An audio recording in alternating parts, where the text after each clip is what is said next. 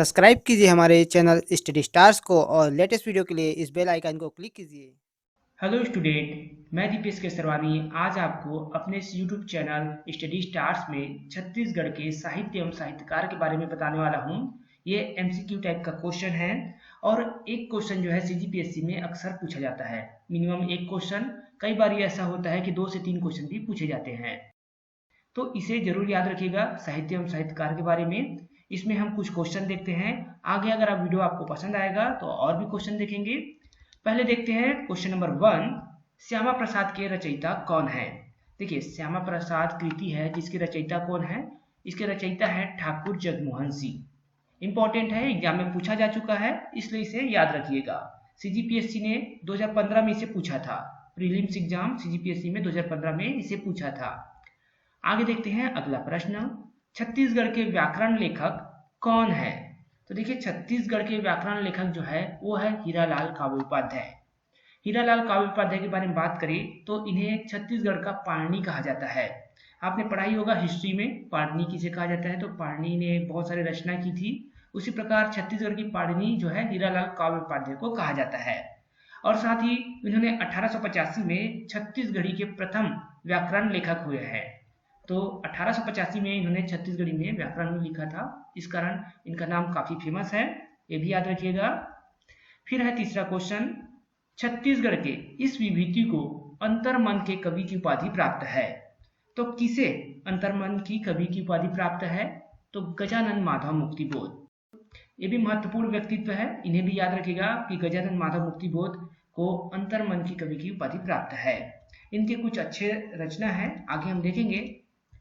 चांद का मुंह टेढ़ा के लेखक कौन है। देखिए, चांद का मुंह टेढ़ा, इसके लेखक कोई और नहीं गजानन माधव मुक्तिबोध है, जो है ऑप्शन नंबर बी यहाँ पर हो जाएगा आंसर आपका, गजानन माधव मुक्तिबोध। इसी प्रकार आगे बढ़ते हैं, अगला प्रश्न देख लेते हैं।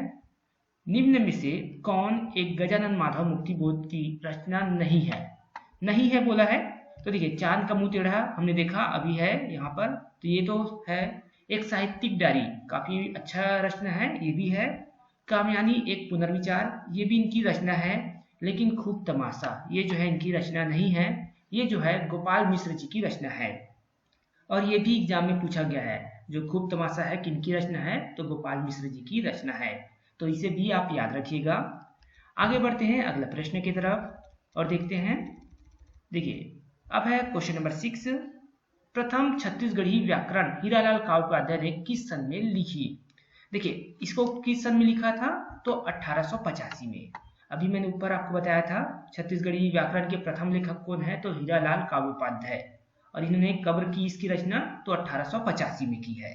इंपॉर्टेंट है, याद रखिएगा, एग्जाम में पूछा जा सकता है। फिर यहाँ पे देखिए, ये जो हीरालाल काव्योपाध्याय जी ने जो रचना की है, उसे व्याकरण को प्रकाशित किया, छपवाया किसने, तो डॉक्टर गियर्सन ने। और इन्हें कब छपवाया, तो 1890 में। ये भी याद रखिएगा, 1885 में हीरालाल काव्योपाध्याय ने रचना की छत्तीसगढ़ी व्याकरण की, उसको छपवाया किसने, तो डॉक्टर गियर्सन ने।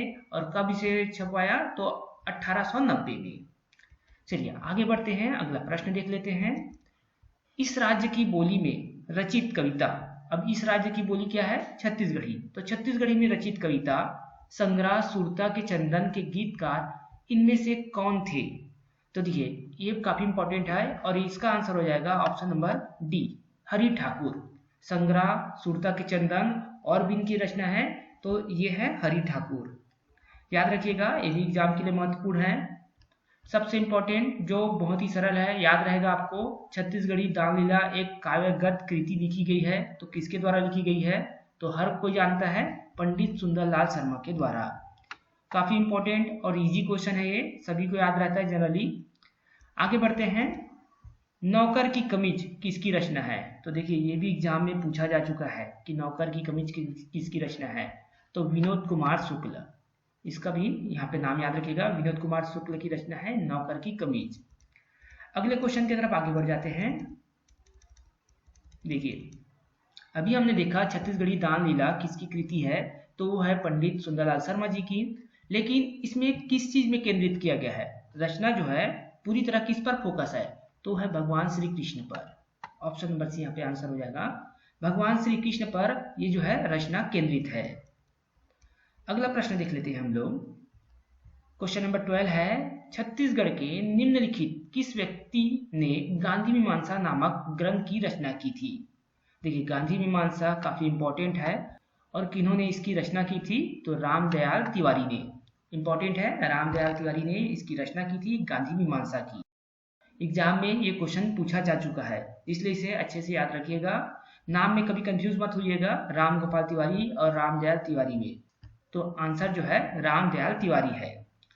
आगे बढ़ते हैं अगले क्वेश्चन की तरफ। अब देखिए क्वेश्चन नंबर 13 है, निम्नलिखित में से कौन सी जोड़ी सुमिलित नहीं है? देखिए, सुमिलित नहीं है बोला है, काफी इंपॉर्टेंट है क्योंकि सुमिलित नहीं है बोला है। हीरू की कहानी, तो हीरू की कहानी बंशीधर पांडे की रचना है, क्लियर। कचेरी जो है मेदिनी प्रसाद पांडे की रचना है, ये भी ठीक है। नागलीला गोविंद राम विट्ठल की रचना है, ये भी सही है। तो कौन सा नहीं है? तो छत्तीसगढ़ महतारी। छत्तीसगढ़ महतारी जो है रामेश्वर वैष्णव की रचना है, याद रखिएगा उनका नाम रामेश्वर वैष्णव। छत्तीसगढ़ महतारी रामेश्वर वैष्णव की रचना है। और यहाँ पर क्या दिया गया है? जगन्नाथ भानु। तो क्या हो जाएगा? ये हो जाएगा गलत। तो ऑप्शन नंबर 4 यहाँ पर सही आंसर हो जाएगा, क्योंकि क्वेश्चन में क्या कहा गया था? कौन सा सुमिलित नहीं है? तो छत्तीसगढ़ महतारी जो है सुमिलित नहीं है, ये है आपका रामेश्वर वैष्णव की रचना। चलिए आगे देख लेते हैं। इनमें से कौन इस राज्य की छत्तीसगढ़ी उपन्यास, देखिए उपन्यास है, कुल के मर्जार के लेखक है। काफी महत्वपूर्ण और इंपॉर्टेंट है क्योंकि ये जो है क्योर भूसर जी की रचना है। ऑप्शन नंबर सी हो जाएगा, क्योर भूसर जी की रचना है कुल के मर्जार। इंपॉर्टेंट है, ये भी एग्जाम में पूछा हुआ है, इसलिए याद जरूर रखिएगा इसको भी। आगे बढ़ते हैं इसी में हम।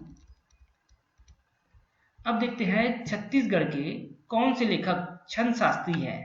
छंद शास्त्री की बात हो रही है, तो छंद शास्त्री है जगन्नाथ भानु, जगन्नाथ प्रसाद भानु। प्रसाद रहेगा यहाँ पे नाम में। जगन्नाथ भानु प्रसाद जी हैं जिन्हें छंद शास्त्री कहा जाता है।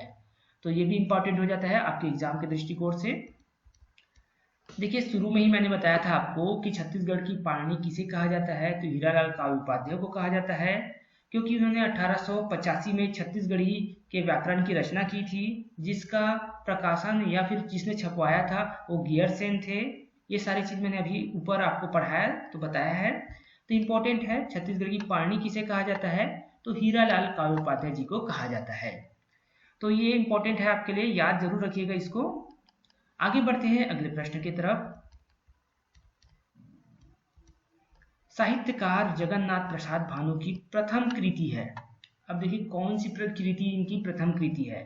इस प्रकार भी क्वेश्चन पूछा जा सकता है, कौन सा प्रथम कृति है या कौन सा अंतिम कृति है, या फिर कब इन्होंने प्रकाशित किया था। ये सारी चीज एग्जाम में पूछे जाते हैं, इसलिए आपको छोटी छोटी चीजों को याद रखना है। और यहाँ पर हो जाता है आपका ऑप्शन नंबर डी, छंद प्रभाकर। जगन्नाथ प्रसाद भानु जी की जो प्रथम कृति थी वो है छंद प्रभाकर। अब देखिए ऑप्शन में दिया है तुलसी तत्व प्रकाश, रस रत्नाकर, छंद सरावली, छंद प्रभाकर। तो इसमें प्रथम कृति पूछा है तो छंद प्रभाकर प्रथम कृति है। तो ये सब याद रखना होता है, ये सब आपको ध्यान रखना होता है। तो इस वीडियो में हमने 17 क्वेश्चन दिए हैं। अगर आपको वीडियो पसंद आता है और आप चाहते हैं कि इसी प्रकार के वीडियो हम कंटिन्यू आपको प्रोवाइड करते रहें, तो आप इस वीडियो को लाइक करें, और अगर कोई नया स्टूडेंट हमारे चैनल में पहली बार आया हो तो चैनल को सब्सक्राइब करें। साथ ही नीचे डिस्क्रिप्शन बॉक्स में हमारे टेलीग्राम चैनल का लिंक दिया गया है, वहां से आप हमारे टेलीग्राम चैनल पे ज्वाइन करें।